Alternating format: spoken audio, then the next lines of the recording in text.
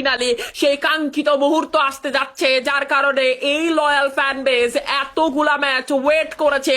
একটা বুইয়া আসতে যাচ্ছে বাংলাদেশ টপ ওয়ানের জন্য।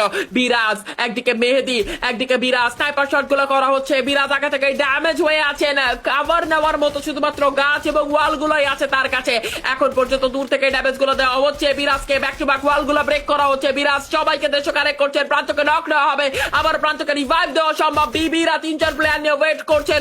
Watch out for Bibi also, কারণ যে কোনো সময় তারা মোড় ঘুরিয়ে দিতে পারেন খেলার। মেহেদিকে নক করলে চলবে না, বেঁচে থাকতে হবে। লাস্ট জোনে 3 ভার্সেস 4 সিচুয়েশন।